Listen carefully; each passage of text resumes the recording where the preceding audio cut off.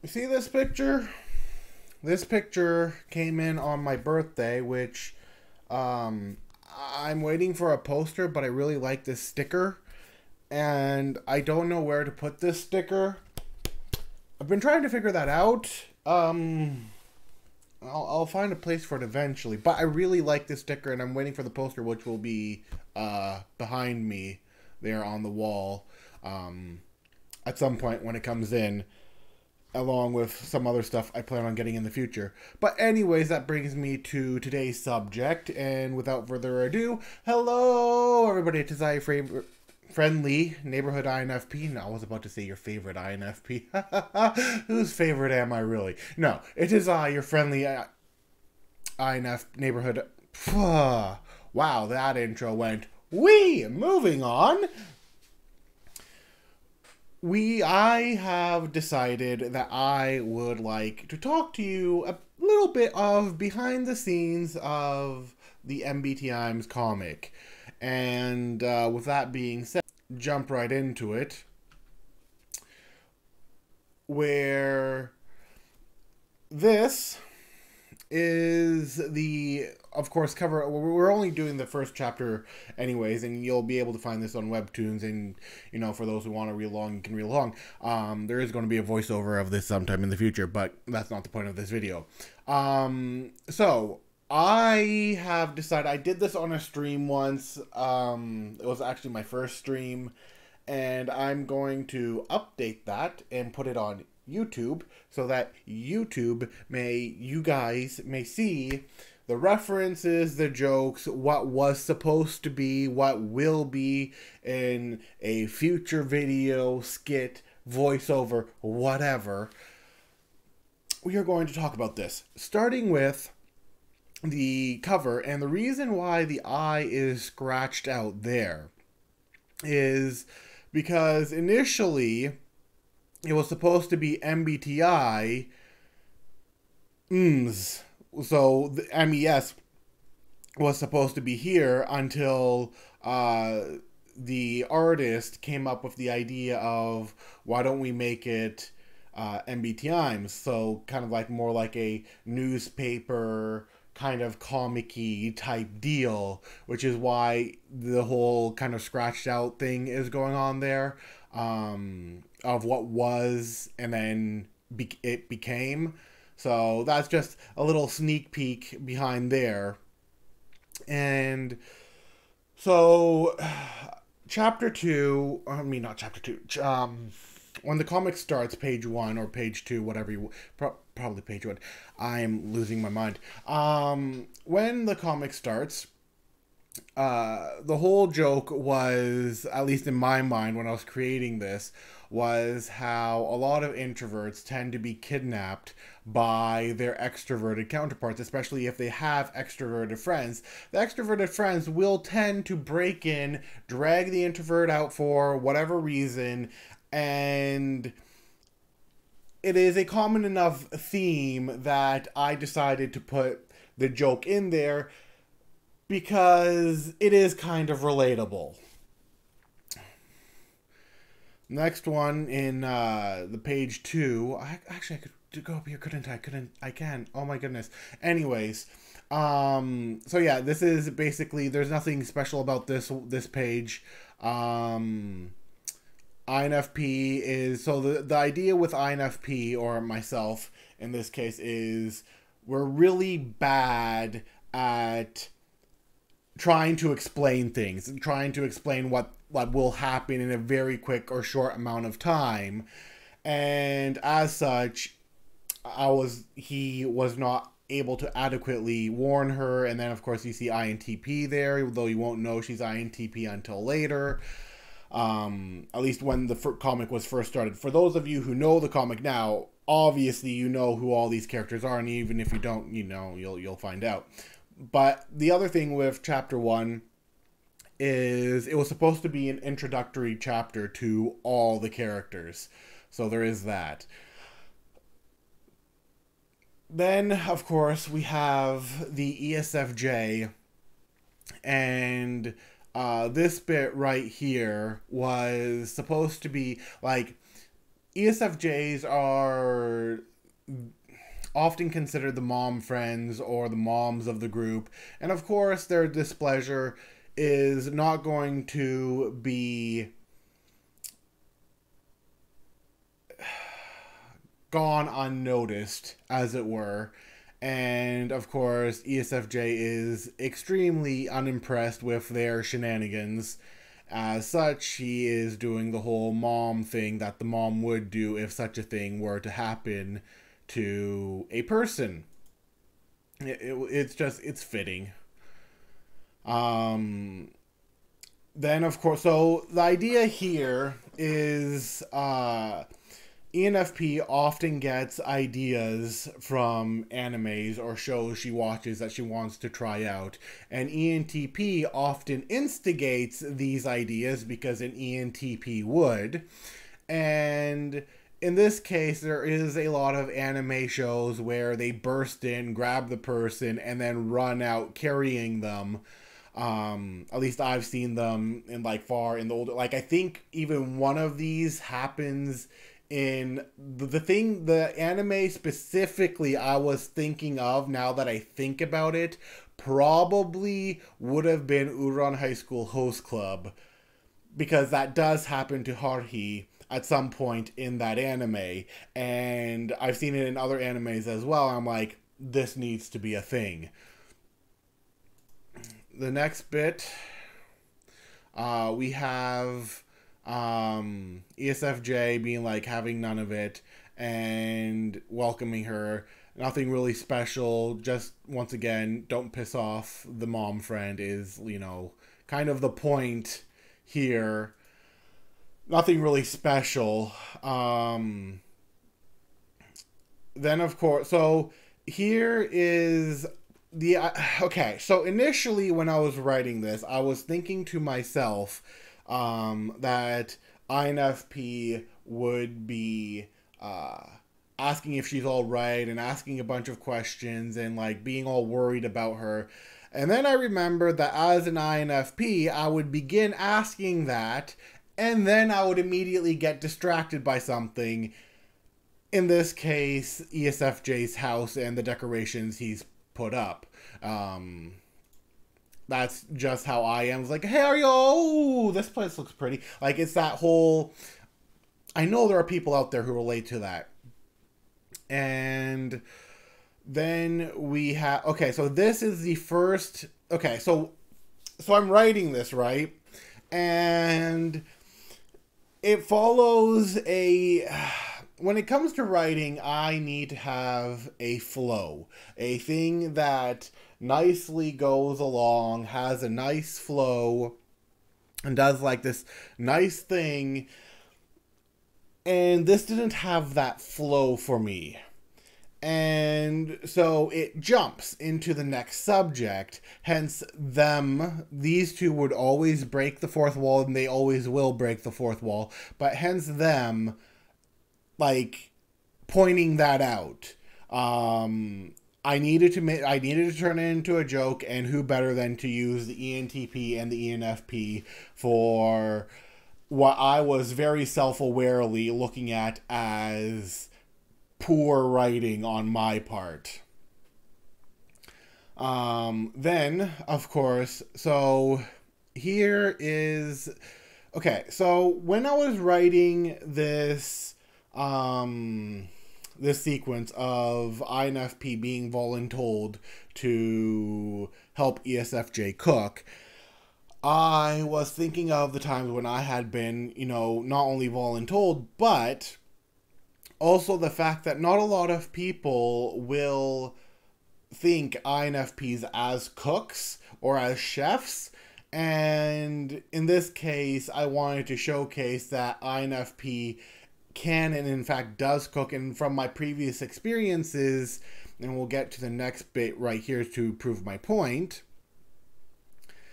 everybody gets excited about INFP cooking. Usually people have been happy about my cooking in the past and said it looked delicious and all of that. And this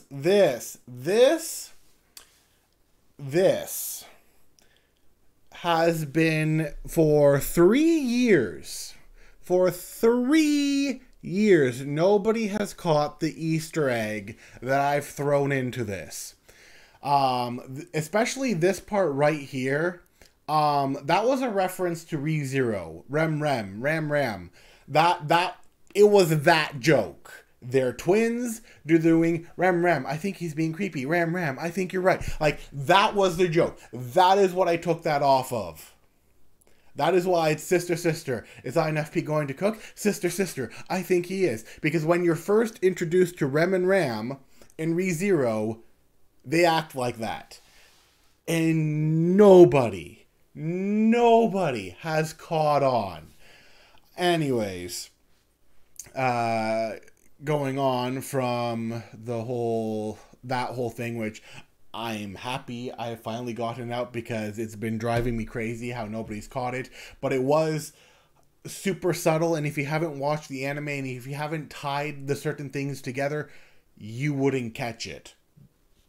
Then, of course, we have the cook-off, which I've always kind of wanted to do. So that was a self-insert wishful thing that I put in there.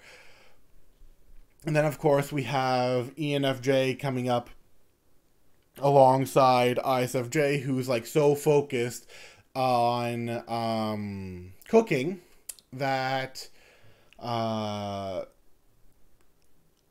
she didn't notice ENFJ. Now, the other thing I wanted to preface here is that this segment right here, that was done by ISFJ. I wrote, I think, some of it. I didn't write all of it. I wrote some of it. And this is where the script kind of starts going off of what I wrote and what ISFJ, the artist, had put into it, which wasn't a problem because I think she made things better. But, yeah, it's the whole idea that when you're so focused and somebody comes up to you and talks to you, you tend to, like, jump and be scared and all of that. And that was the whole deal going on there.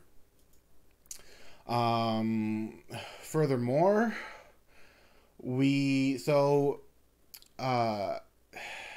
this is a kind of, how do I put it?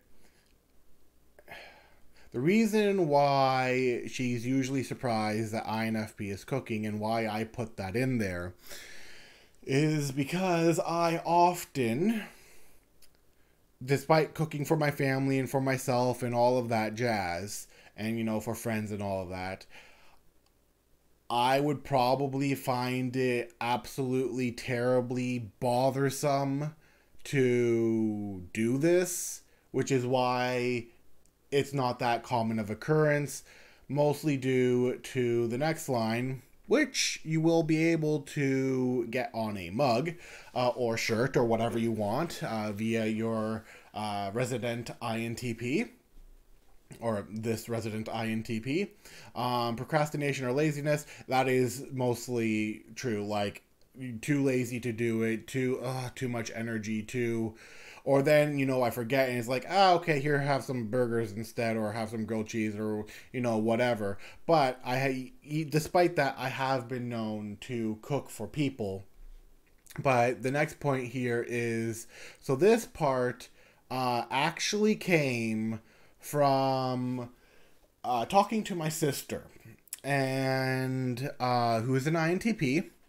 And she had said something along the lines of being all, we INTPs, it's not so much that we're lazy, just that we're using maximum efficiency. And I was like, I'm taking that and I'm using that. So that line is, even though it's kind of like been bent a little bit, is courtesy of my INTP sister of one of the subjects we were talking about. So that's a little fun tidbit there. Then, so, okay.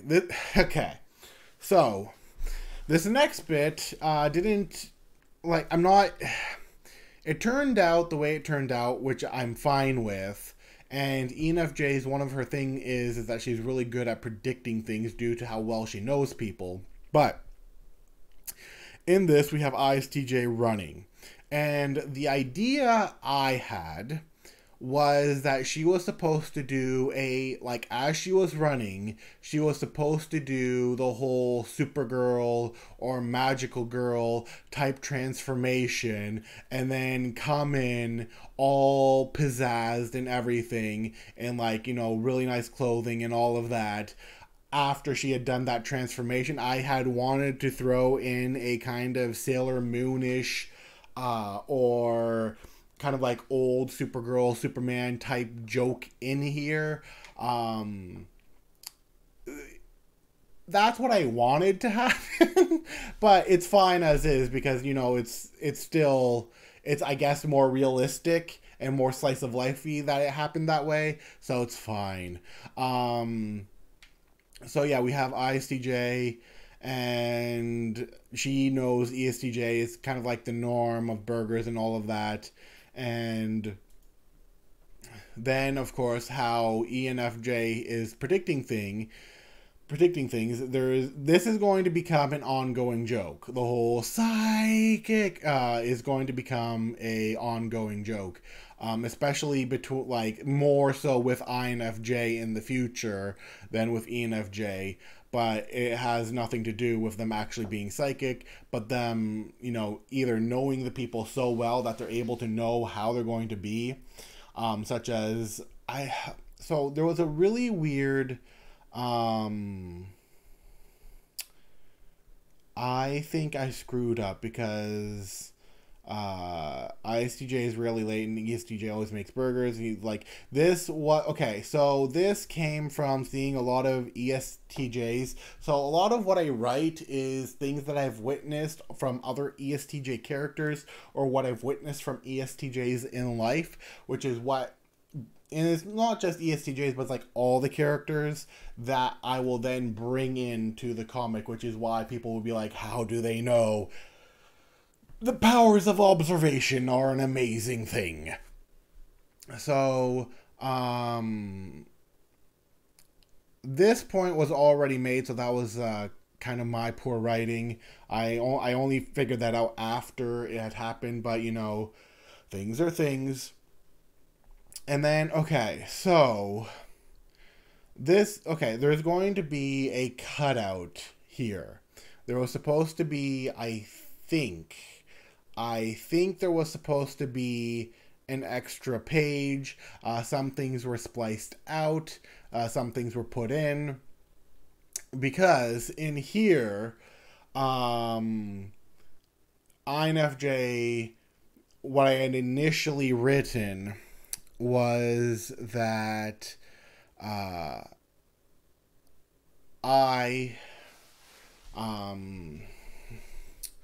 INFJ would say something, and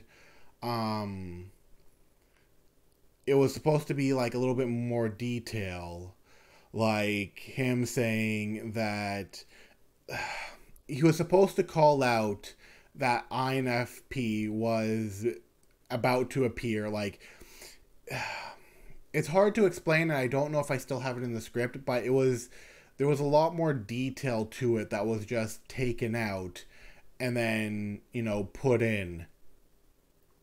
So that was the thing. And of course they're doing that due to Entj, who INFP has a massive crush on, and Entj, of course, also really likes INFP, which, if you've read the comic, you know that from chapter 3, chapter 2, and chapter 3. And of course, this one is also fairly freaking obvious. It's just, it doesn't get cemented until later on. And the whole bad at compliments thing, yeah, that's me. I get flustered whenever I'm given a compliment. That whole thing is me. I am... If you want to catch me stuttering and freaking out, or not knowing what to do with myself, give me a compliment.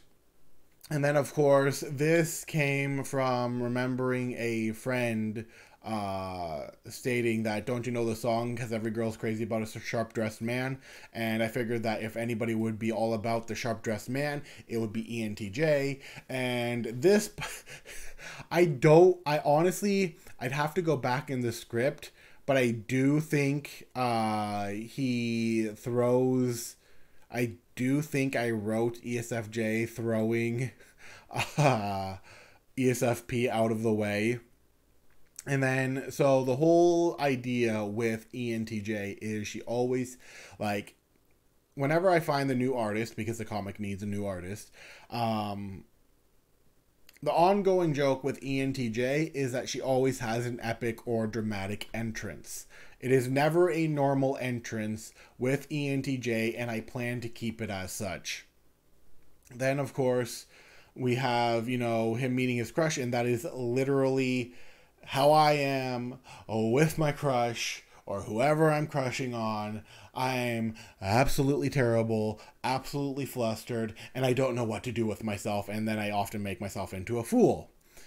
And then, of course, we have, you know, ESTJ being ESTJ. Then, of course, the idea. So the idea for Entj and why she's so small, to quote the artist, small anger. Because, you know, the rage of small people is often a common joke, and we thought, or at least she thought, it would be funny to put that on Entj, which, to be honest, it kind of is. And then, so, okay, so okay, so Entj appears here. It's up to you whether to decide whether that's blood or ketchup. Her shtick, which I hope you will see some point in the future, is that she has secret passages into everywhere in the building. She never, like, the idea I had for her was that she never comes in the normal sense of the word. She always comes in from another entrance that either shouldn't exist or you shouldn't be coming in from. A little, like, kind of like Batman or Batgirl, all that kind of like, except in a more hilarious manner. So her thing is that she always appears out of nowhere. And I think I got that idea partly from one of Adam Sandler's movies with the butler. And I can't remember what the movie was called now. And then there was another one where, like, I can't remember, but like that person would always appear and be like, yes, and you had no idea where they appeared from. So that's her running joke. Then, of course, we have ISTP. Some parts of him I will keep for the future, but yes, he is the one who also appears from random places, mostly due to because he created it, not because of anything else. And of course, because he was introduced to anime by ENFP. And so, okay, so the thing with ISTPs, if you don't know, is that when they see something, and if they're like mechanics or engineers or whatever, and they see something they want to create, they will often go and try to create it to some extent or another, whether that be lightsabers or shields or a bunch of geeky swords or whatever. Like, they will attempt it if they're into that sort of thing, which a lot of ISTPs tend to be, especially if they're on the geeky side. And then, of course, you know, the borderline illegal stuff. This was like the whole joke. I was talking to the artist about this, and I can't remember what I had initially had there, but she was like, we talked about it, and it became this, which is a whole lot better than what I had initially been thinking. And the whole thing is that ISTPs often bridge that line of acceptable and not acceptable, and sometimes even utterly not acceptable. And then this was I was thinking So for this scene, when I was writing it, I was like, how would, like, it realistically, how would Entj be able to knock out ESTJ? And then I thought, wouldn't it be hilarious if there was a brick inside of her sandal, which is what added that extra weight that then rendered him unconscious, thus adding this. I think this scene is hilarious, although nobody has commented on it. It is one of my favorite scenes because it kind of makes me chuckle each time I see it, even though I'm the one who wrote it. Okay, so Esfj is, so what I did for him is that he has a crazy sleep schedule that he doesn't follow the proper sleep schedules. He doesn't even follow a proper sleep routine. It's not like he goes to bed at 3 a.m. and wakes up at 12. No, no, no. He may go to bed at 12 noon, wake up at 7 or 8, then not go to bed again until 6 a.m., and then wake up. Like, his sleep schedule and the things that he does is very erratic. So that's Esfj's ongoing thing. And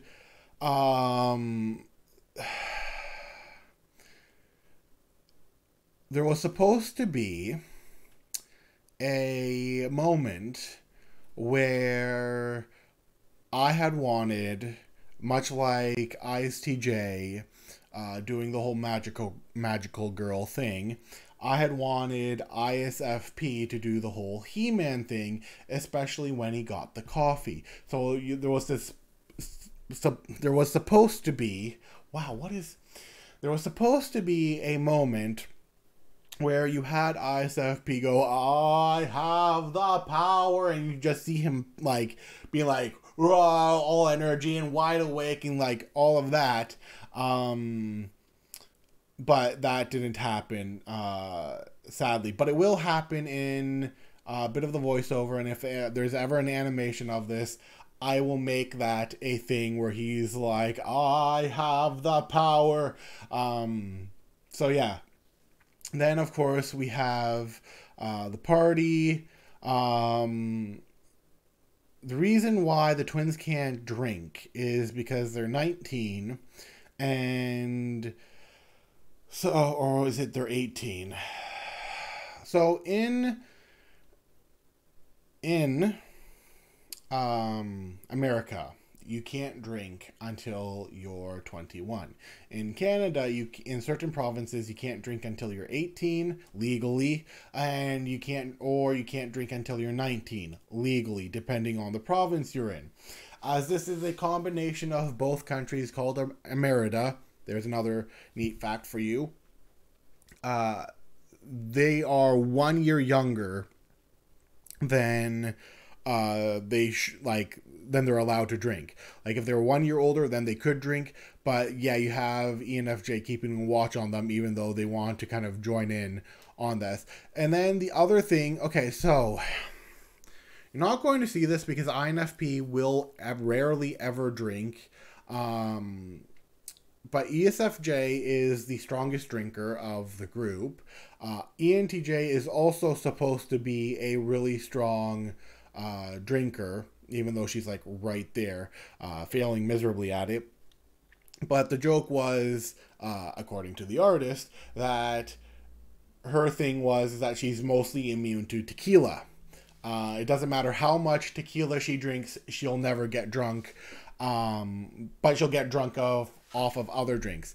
The only person who, and this is my canon now because I have decided thus, and there is nothing in the comics to say otherwise, the only person who can outdrink ESFJ is INFP, and INFP rarely ever drinks. So there's that little random behind the scenes information that you're not getting anywhere except for, you know, me. And then, okay, so here is INFP is now leaving to go and build the blanket fort. And initially, so the idea was that INFPs, we INFPs tend to ghost. We tend to disappear without people noticing anything. In this case, ISFP and ISTP do notice and decide to see what's up. And there was supposed to be, I think, 3 or 4 more pages. I'm not entirely sure. I had to delete them to shorten it. But between that and this thing right here, there was supposed to be a scene where ISTP and ISFP were talking to INFP, and INFP was stating that he was going to go and make a fort, and they were going to be like, oh, let us help you. That never happened because it was supposed to be more of a show not tell thing, and all of this is mostly due to ISFJ. ISFJ, this entire thing was done by, most of this entire thing was done by ISFJ. I did not write this, I did not write this, I think I wrote this, and then the rest of it was done by ISFJ. Then, of course, you have her, coming, seeing them making the blanket fort. And this is probably one of the cutest scenes, which I think everybody can agree with. ISTP being just like, I think it's adorable. Other people think it's adorable. It's kind of cute. It's kind of funny. It fits, especially with the kind of person ISTP is. And ISFJ is, of course, surprised, which was, the plan all along. And we have INFP being like, okay, here's a blanket fort. And then, so here's the thing. ISTP is actually really sweet, you guys. He's like actually really nice. Even though he's a little crazy sometimes, he's also actually really nice. And you can see that ISFP is more and more awake here, mostly because he woke up. And is full of energy due to the coffee. We see, so the whole, I don't know if she did this intentionally, but the way I see it is that whenever I've been in part of a large gathering as an introvert, I tend to crash when I get home. I just like, oh, I'm exhausted from all the socializing, clonk. That happens to me very quickly after long, extensive socializing. And then, of course, we have the end, which is kind of cute. The whole, sleeping under a blanket fort. I'd initially planned for the entire room to have been turned into a blanket fort, but, things being what they were, it's, it's fun as it is. It's cute as it is. And, yeah, that is the behind the scenes of chapter 1. I will do a behind the scenes of chapter 2 and 3 separately, of course, later on, just showing you guys this and seeing what you guys think. With that being said, I'll see you guys later. Bye bye.